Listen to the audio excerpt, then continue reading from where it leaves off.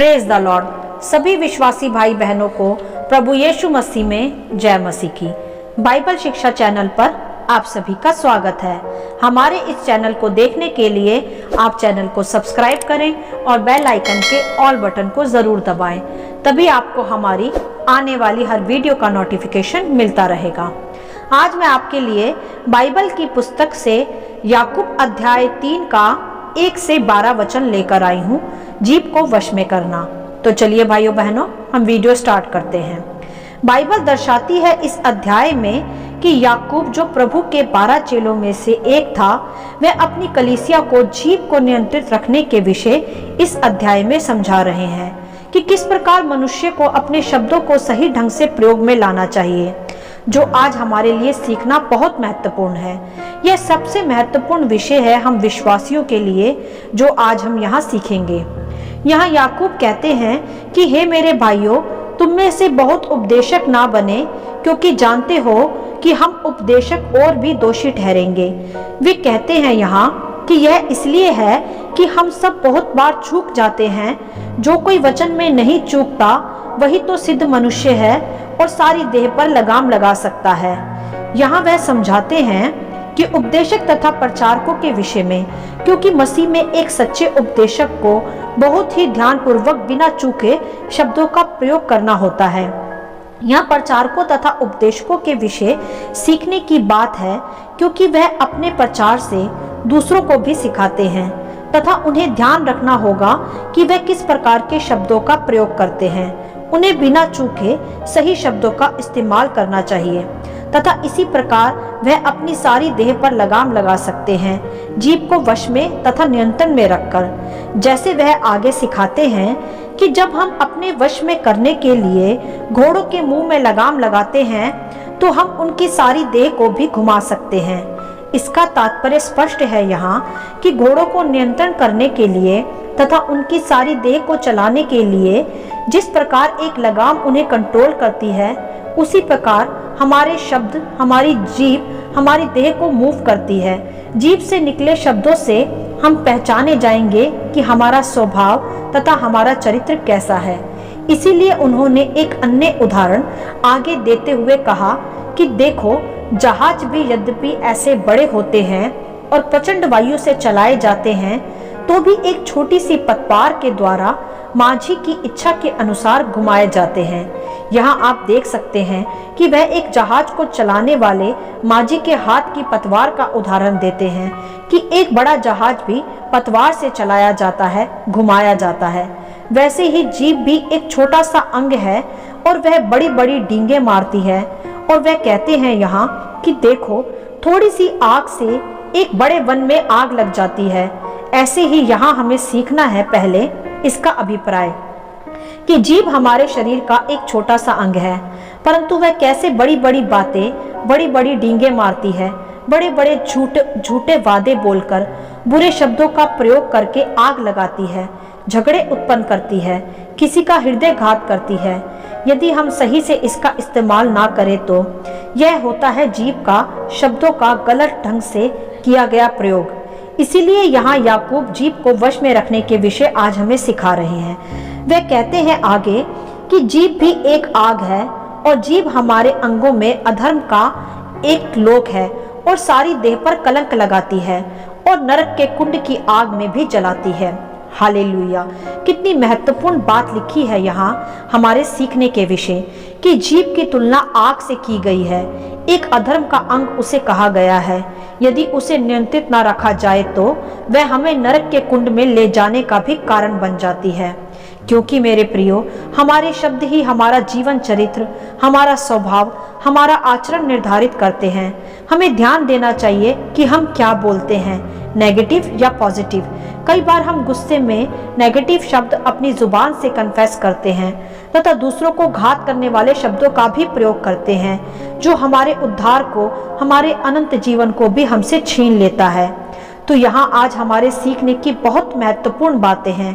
कृपया आप ध्यान पूर्वक इन्हें समझें कि प्रभु आज इस वचन के द्वारा हमें क्या समझाते हैं। जीभ ही हमारे शरीर का वह अंग है जो हमारी देह पर कलंक भी लगा सकती है तथा हमें नरक भी भोग सकती है। तो सबसे महत्वपूर्ण हुआ ना यह संदेश आज हमारे लिए, क्योंकि मनुष्य बोलते समय नहीं सोचता कि वह क्या कहता है। बस गुस्से में वह कभी कभी गलत शब्दों का प्रयोग कर अपने सैल्वेशन को भी समाप्त कर देता है।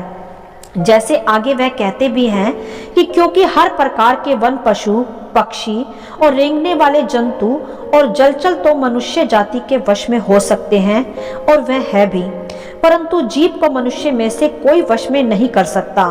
वह एक ऐसी बला है जो कभी रुकती ही नहीं, वह प्राणनाशक विष से भरी हुई है। यहाँ वह साफ साफ समझा रहे हैं हमें कि समस्त पृथ्वी भर के वन पशु, जीव जंतु सभी मनुष्य के नियंत्रण में है। वह उन्हें नियंत्रित भी कर सकता है, परंतु जीभ एक ऐसी बला है मनुष्य की देह में जिसे वह नियंत्रित नहीं कर पाता, और इस कारण वह गलत शब्दों का प्रयोग कर वह दूसरों के लिए विष का काम करता है तथा खुद के लिए भी, जैसे गाली गलौज करना, शाप देना, नेगेटिव बोलना इत्यादि। यह सब गलत है जो हमें नहीं बोलना चाहिए। हमें अपने स्वभाव में अपनी जीभ तथा अपने शब्दों को नियंत्रित रखना चाहिए। यह एक छोटा सा अंग है हमारी देह का, परंतु यह वह बला है जो हमारे जीवनों में विष का काम करती है, जो हमें आत्मिक रूप से भी नुकसान पहुंचाती है।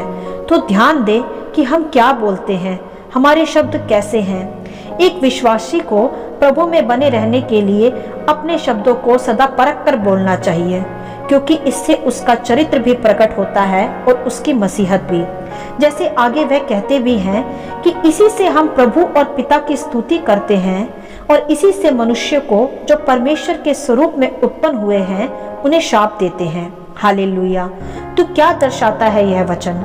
यह वचन साफ साफ दर्शाता है मेरे प्रियो कि हम विश्वासी जन जो पिता परमेश्वर को अपने मुख से स्तुति आराधना करते हैं, उसका धन्यवाद करते हैं, क्या हमें शोभा देता है कि हम उसी मुख से उन मनुष्यों को जो परमेश्वर के ही स्वरूप में है उन्हें किसी प्रकार के क्रोध में आकर शाप दे या बुरा भला कहें? नहीं, हमें ऐसा बिल्कुल भी नहीं करना चाहिए। हमें शाप नहीं, सदा अपने मुख से आशीष ही देना है, चाहे परिस्थितियां कैसी भी हों। शाप देने को प्रभु ने हमें सदा मना किया है। बाइबल सिखाती है हमें कि हमारे मुंह से शाप नहीं वरन सदा आशीष ही निकलना चाहिए। परमेश्वर ने हमें शाप देने के लिए नहीं वरन आशीष का वारिस होने के लिए बुलाया है। और जो हम परमेश्वर के स्तुति अपने मुख से करते हैं, तो क्या हमें उसी मुख से बुराइयां करनी शोभा देती है या शाप देना? ना तो हमें बुराई करनी चाहिए, ना ही चुगली, ना ही डींग मारनी चाहिए अपनी बड़ाई करके, ना ही किसी को शाप देना चाहिए, क्योंकि यही जीभ परमेश्वर ने हमें अपनी स्तुति आराधना करने के लिए तथा आशीष देने के लिए सौंपी है। जैसे वह आगे सिखाते भी हैं कि एक ही मुंह से धन्यवाद और शाप दोनों निकलते हैं। हे मेरे भाइयों, ऐसा नहीं होना चाहिए। क्या सोते के एक ही मुंह से मीठा और खारा जल दोनों निकलते हैं? यहाँ वह दर्शाते हैं कि एक ही झरने से मीठा तथा खारा दोनों प्रकार के पानी नहीं बह सकते। इसी प्रकार एक ही जीभ से जिससे तुम धन्यवाद करते हो, परमेश्वर की बड़ाई करते हो, स्तुति करते हो, उससे शाप कैसे निकाल सकते हो? हमें ध्यान देना है इस वचन के आधार पर कि हमें अपने शब्दों को ध्यानपूर्वक बोलना है। यह परमेश्वर की देह है, इससे सदा आदर के शब्द ही निकलने चाहिए, निरादर के नहीं। जिस प्रकार मीठा झरना मीठा जल देता है, खारा नहीं, हम भी पिता परमेश्वर का एक प्रकार का मीठे शब्दों का झरना ही है। सदा इससे अच्छे शब्दों का झरना ही बहना चाहिए, बुराइयों का नहीं। शब्द ही हमारे जीवन को आकार देते हैं मेरे प्रियो, तथा दूसरों के लिए भी आशीष का कारण बनाते हैं। यदि शब्द सही ना हो तो एक मसीह विश्वासी दूसरों के लिए आशीष नहीं ठोकर का कारण बन जाता है। जैसे खारा जल बरसाने वाला झरना जिसमें से कोई जल ना पीना चाहे, वैसे ही वह एक और उदाहरण देकर हमें यहाँ आगे समझाते हैं कि हे मेरे भाइयों, क्या अंजीर के पेड़ में जैतून या दाख की लता में अंजीर लग सकते हैं? वैसे ही खारे सोते से मीठा पानी नहीं निकल सकता। यहाँ तो स्पष्ट है, जैसे अंजीर के पेड़ में जैतून नहीं उग सकता, वैसे ही हम विश्वासियों के मुख से बुराई भी ना निकले, शाप भी ना निकले। ये हमारे स्वभाव का हिस्सा नहीं होना चाहिए। हमें प्रभु ने आशीष का वारिस कहा है, झगड़े रगड़े या बुराई का नहीं, शाप का नहीं। तो आप खुद ही समझ लें कि हमें अपनी जुबान से कैसे शब्द निकालने चाहिए, दूसरों के लिए भी तथा खुद के लिए भी, पॉजिटिव या नेगेटिव।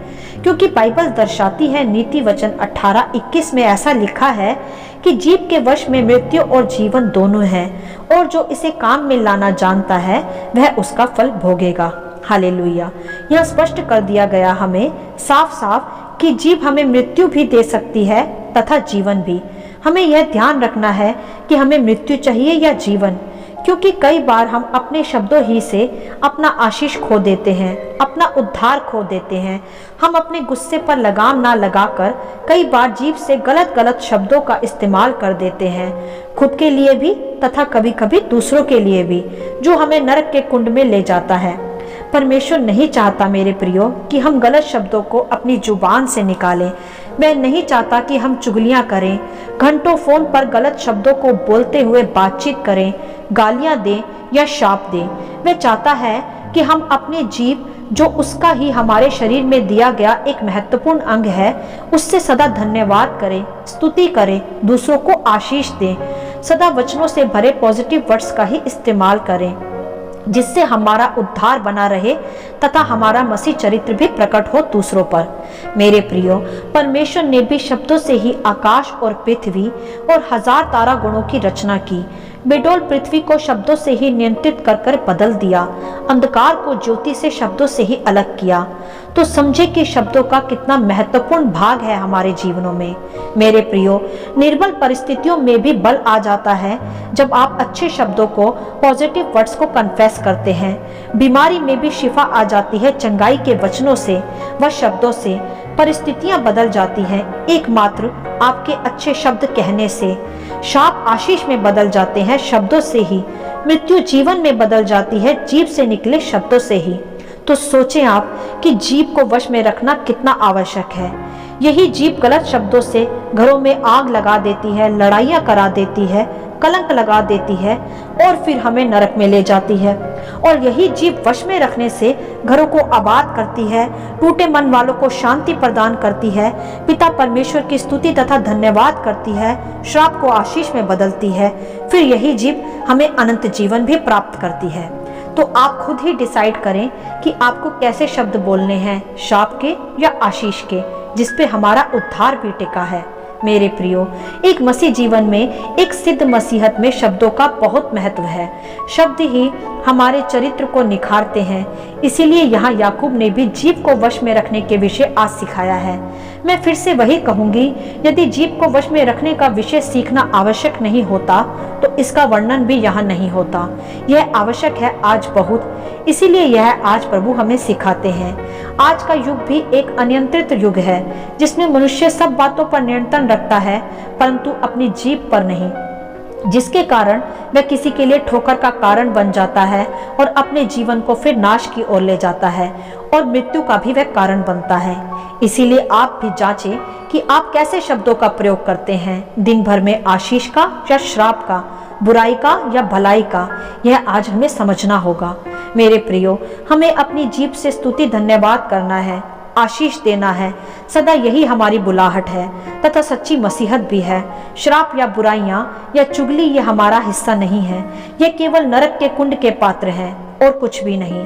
हमें तो प्रभु ने अनंत जीवन का वारिस होने के लिए बुलाया है तथा आशीषों का भी, जो सदा हमें वचनों के द्वारा, पॉजिटिव वर्ड्स के द्वारा अपनी जीभ, अपने शब्दों से कहना है। जीभ ही वश में रखना सबसे महत्वपूर्ण भाग है उद्धार का। हमारे प्रभु के मुख से सदा पवित्र तथा आशीष के वचन निकलते थे तथा हमारे मुख से भी यही निकलना है। इसी में हमारा उद्धार छिपा है। मेरे प्रियो, जो आप आज बोते हैं वही काटेंगे।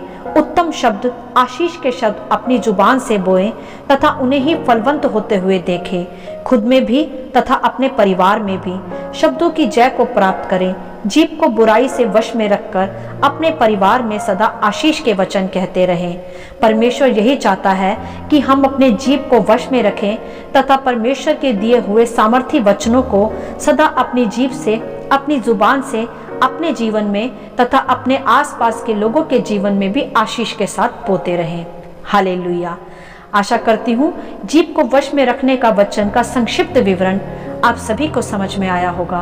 परमेश्वर आपको अपनी पवित्र आत्मा की भरपूरी से सदा भरता रहे। यदि आप चाहते हैं कि दूसरे भी इन्हें सुनकर आशीष पाएं, तो आप दूसरों के साथ भी इन्हें बांट सकते हैं, क्योंकि हमारे प्रभु यीशु मसीह की यही इच्छा है। आमीन and God bless you all.